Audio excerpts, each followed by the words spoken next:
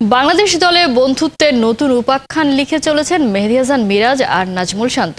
দুইজন ছিলেন বয়সভিত্তিক দলের গুরুত্বপূর্ণ অংশ, এখন জাতীয় দলের অন্যতম প্রধান তারকা। শান্ত 3 ফরম্যাটে অধিনায়কত্বের দায়িত্ব সামলাচ্ছেন, কিন্তু তিনি মিরাজকে তার অধিনায়ক মনে করেন। রহমান পেয়ার রিপোর্ট।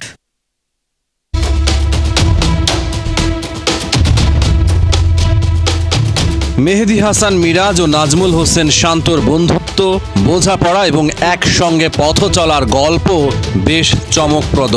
বয়স ভিত্তিক দল থেকে মিরাজের নেতৃত্বে শান্ত খেলে এসেছেন। অনূর্ধ্ব 15, 17, 19 দলের নেতৃত্বে ছিলেন মিরাজ, শান্ত ছিলেন তার ডেপুটি। মিরাজই আগে জাতীয় দলে জায়গা করে নেন এবং শুরু থেকেই দলের অপরিহার্য খেলোয়াড় হয়ে ওঠেন। অন্যদিকে শান্তর খেলায় ধারাবাহিকতা না থাকায় তাকে দীর্ঘ সময় পার করতে হয়।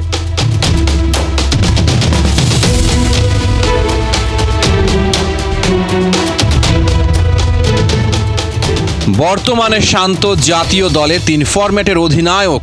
মিরাজ আছেন শুধু টেস্ট এবং ওয়ানডেতে। যদিও অধিনায়কত্বে শান্ত মিরাজকে টপকে গেছেন, শান্ত এখনো মনে করেন মিরাজই তার অধিনায়ক।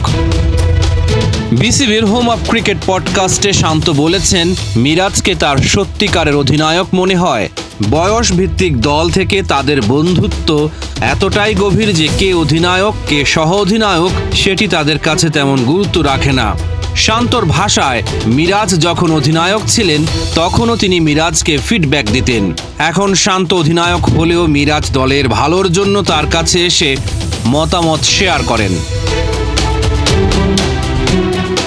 শান্ত পেছনে ফিরে জানালেন, অনূর্ধ্ব 19 দলে খেলাকালীন নির্বাচকেরা প্রায়ই বলতেন যে এই প্রথম কোনো দলের অধিনায়ক ও সহ অধিনায়কের মাঝে কোনো মনোমালিন্য নেই।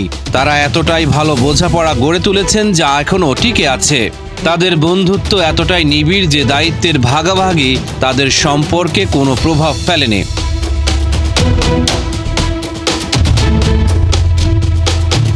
মিরাজের ভবিষ্যৎবাণীর একটা অংশ শান্ত শেয়ার করেছেন।